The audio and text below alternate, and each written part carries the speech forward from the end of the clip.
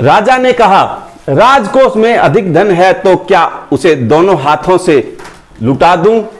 अब राजा कह रहा कि मेरे राजकोष में बहुत सारा धन है, तो उसका मतलब ये तो नहीं होगा ना कि मैं अपने दोनों हाथों से देना शुरू कर दूं, लो ये लो, आप भी ले लो, आप भी ले लो, ऐसा नहीं करूंगा मैं। एक अन्य व्यक्ति ने कहा, महल में प्रतिदिन हजारों रुपए इन सुगंधित वस्त्रों, मनोरंजन और महल की सजावट में खर्च होते हैं। यदि इन रुपयों में से ही थोड़ा सा धन जरूरतमंदों को मिल जाए तो वह उन दुखियों की जान बच जाएगी। एक व्यक्ति ने कहा कि महाराज, महल में हजारों रोज, प्रतिदिन मतलब हर रोज हजारों रुपए कहां कहां लगते हैं? सुगंधित वस्त्रों में जो राजा पहनते हैं, मनोरंजन में, नाच गाने में, महल की सजावट में, महल को सुंदर बनाने में, इनमें रुपए लगते बहुत ज्यादा। अगर थोड़े से रुपए हमें मिल जाएं, दुखियों को जान बच जाएगी। यह सुनकर राजा को क्रोध आ गया। अब राजा गुस्से में आ गए। वह गुस्से में बोला, खुद भिखारी होकर मुझे उपदेश दे रहे हो? मेरा रुपया है, मैं चाहे उसे उबाल कर खाऊं।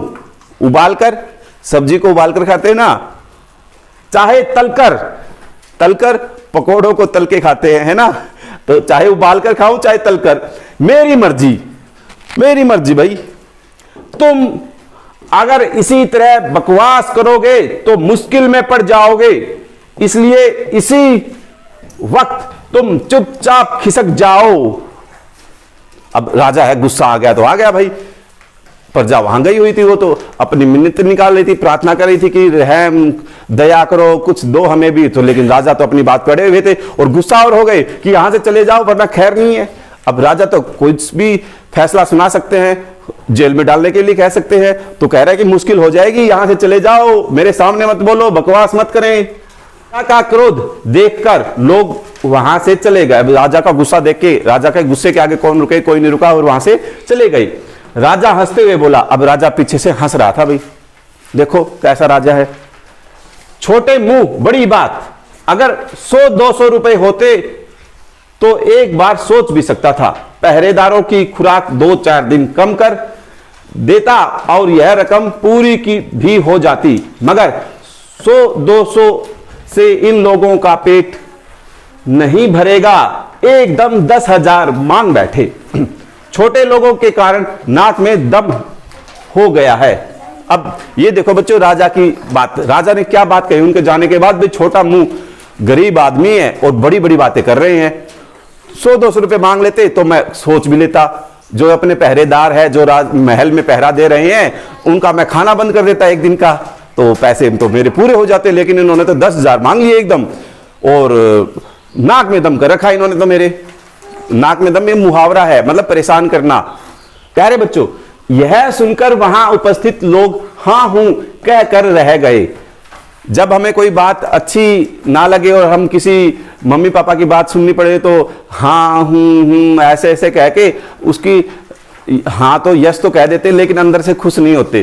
खेलने नहीं जाना, लेकिन हम अंदर से खुश नहीं होते, हम उस फैसले का विरोध कर रहे होते, नहीं हमें तो जाना था। तो वहां जो राज दरबार में लोग उपस्थित थे वो भी ऐसे ही नकली सी हाँ हूं कर रहे थे, मगर मन ही मन उन्होंने भी सोचा। मन ही मन में अलग बात सोच रहे थे। आप भी ऐसे सोचते रहते हो ना कई बार। राजा ने यह ठीक नहीं किया, जरूरतमंदों की सहायता करना तो राजा का कर्तव्य है।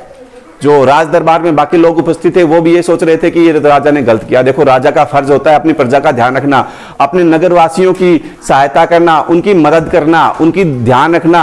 अगर अकाल पड़ा है तो और वो प्रजा जो कहां जाएगी? राजा के पास ही तो आएगी। राजा को जरूरतमंदों की मदद करनी चाहिए। प्यारे बच्चों, यही राजा का कर्तव्य है। 2 दिन बाद न जाने वहां एक बूढ़ा सन्यासी राजसभा में आया। 2 दिन के बाद एक सन्यासी आया। सन्यासी जो भगवा कपड़े पहनते ना, जैसे साधु महात्मा होते हैं, उस तरीके के वेश में एक सन्यासी आया, राजसभा में आ गया। उसने राजा को आशीर्वाद देते हुए कहा, अब उसने आशीर्वाद दिया। साधु सन्यासी आशीर्वाद देते ना हमें, जब हम उनको कुछ दान दक्षिणा देते हैं तो हमें आशीर्वाद देके जाते हैं, ठीक है। तो दाता करण महाराज, बड़ी दूर से आपकी पर सिद्धि सुनकर आया हूं। सन्यासी की इच्छा भी पूरी कर दें। राजा की प्रशंसा करके राजा को पूरा चढ़ा दिया कि आप तो महाराज है, आप तो दाता करण है, आप तो बहुत बड़े दानी है, आप तो बड़े महान है। ऐसी ऐसी बातें करके उन्होंने राजा की प्रशंसा की। राजा अपनी प्रशंसा सुनकर राजा बोला, अब प्रशंसा सुन के तो आप भी खुश होते हैं ना, तो राजा भी खुश हो गया। हमें भी अच्छा लगता है, प्रशंसा तो हर कोई पचाता है, हर कोई जिसको भी प्रशंसा करेंगे वो खुश हो जाता है प्यारे बच्चों। ठीक है, मम्मी को बोल के देखना कि मम्मी आपने सब्जी बहुत अच्छी बनाई, तो देखना मम्मी कितना खुश होगी। तो अब राजा बोला, जरा पता तो चले तुम्हें क्या चाहिए। अब राजा ने पूछा, बताओ अभी क्या चाहिए सन्यासी तुम्हें, यदि थोड़ा कम मांगोगे तो शायद मिल भी जाए।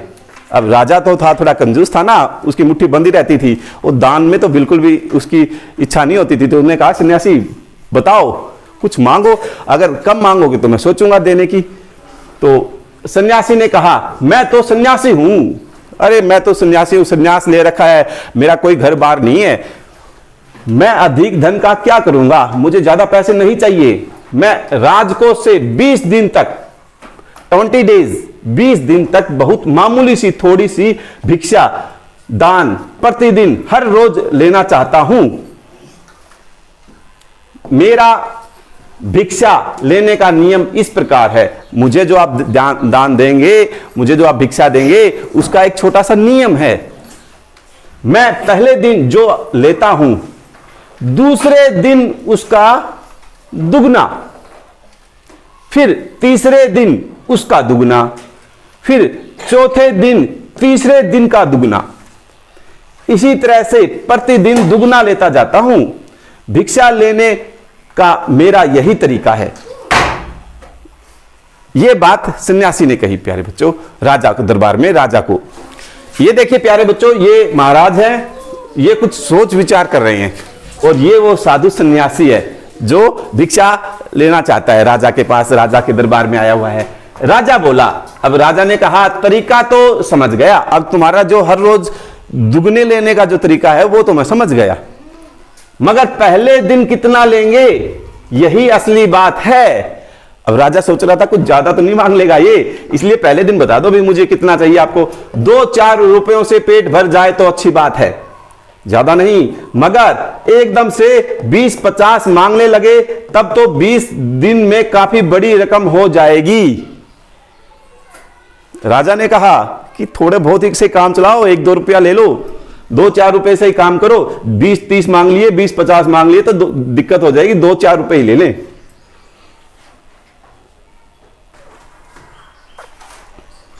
प्यारे बच्चों, अब सन्यासी ने हंसते हुए कहा, अब सन्यासी हंस पड़ा इस बात सुन के। क्या कहा, महाराज मैं लोभी नहीं हूं, मुझे कोई लालच नहीं है, आज मुझे 1 रुपया दीजिए। कितना? 1 रुपया, फिर 20 दिन तक दुगने करके देते रहने का हुक्म दे दीजिए। 1 रुपया आज दे दीजिए, उसके बाद 20 दिन तक हर रोज का जितना मिले अगले दिन उसे दुगने करने का आप हुक्म दे दीजिएगा।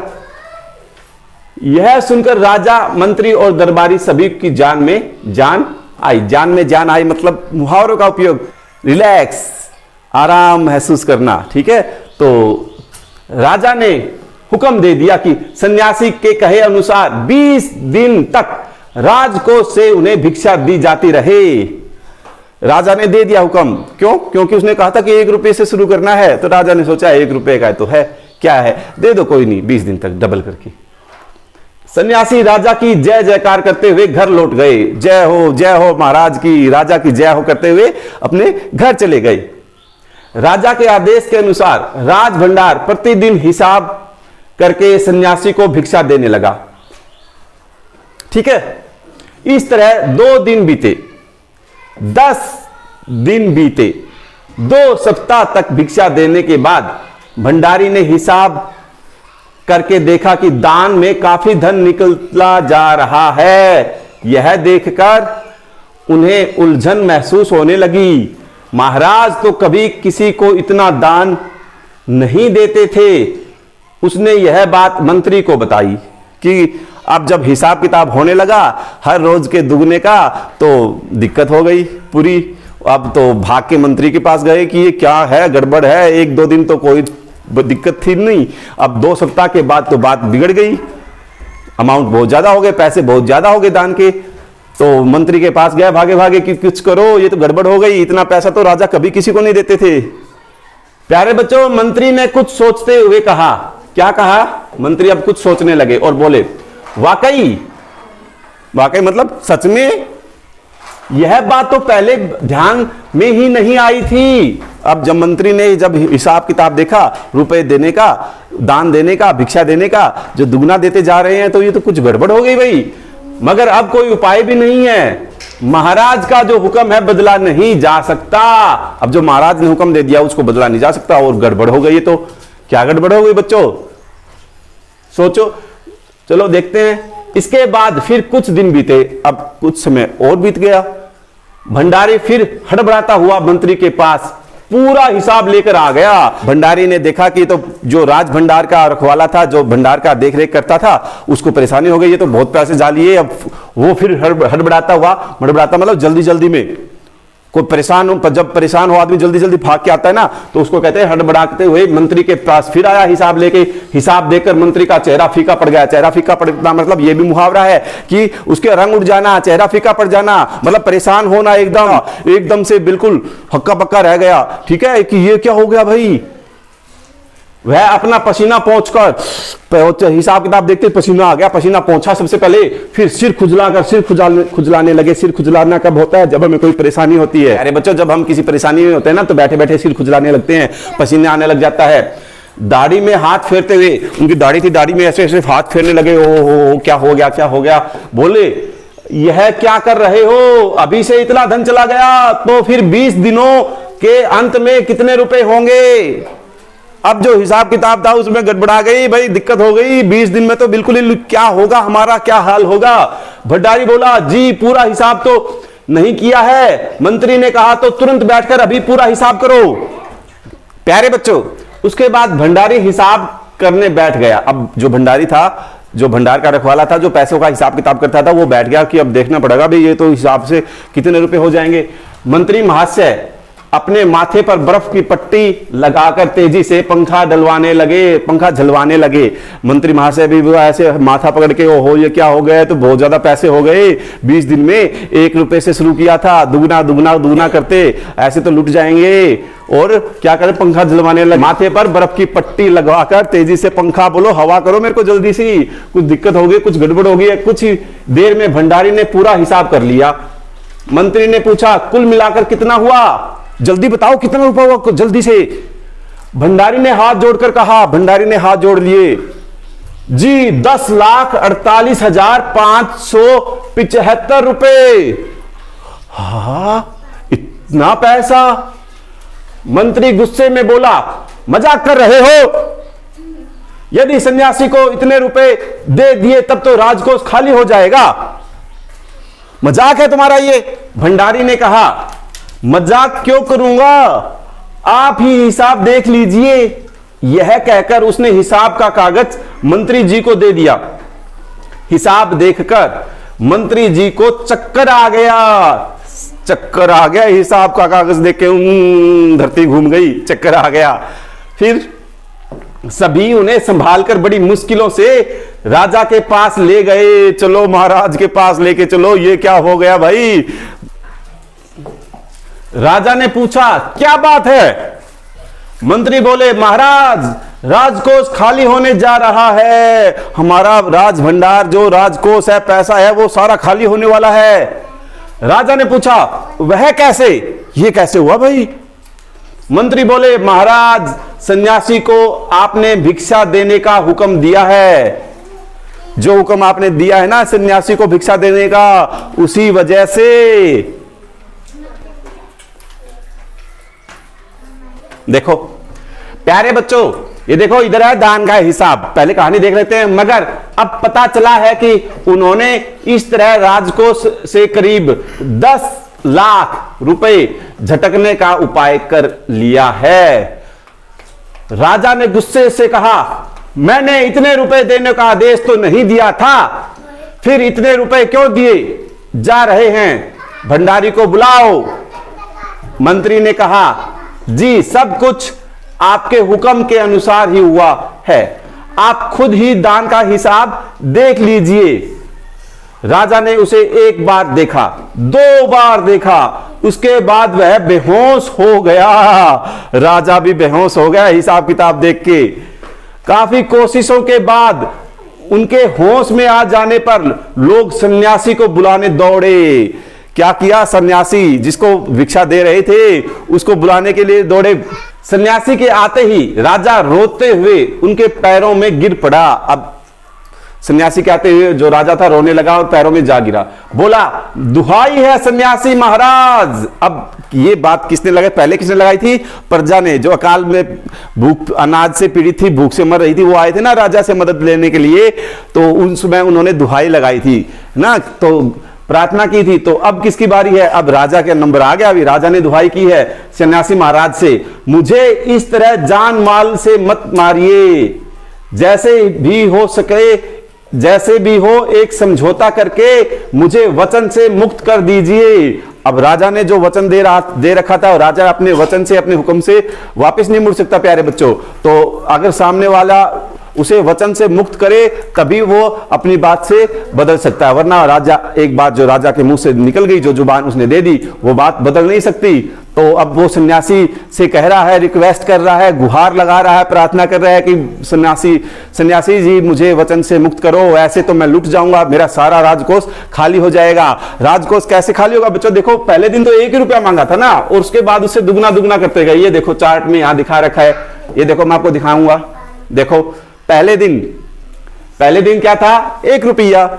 दूसरे दिन 1 का जो दुगना हो गया 2 रुपये। तीसरे दिन 2 का दुगना हो गया 4 रुपये। चौथे दिन क्या देना था? पहले दिन का दुगना। पहले दिन 4 था तो उसका दुगना, उसका डबल हो गया 8 रुपीज, 8 रुपए। पांचवें दिन है वो 8 रुपए का दुगना देना था, 8 का डबल हुआ 16, 8 का जो दुगना हुआ वो 16 देंगे।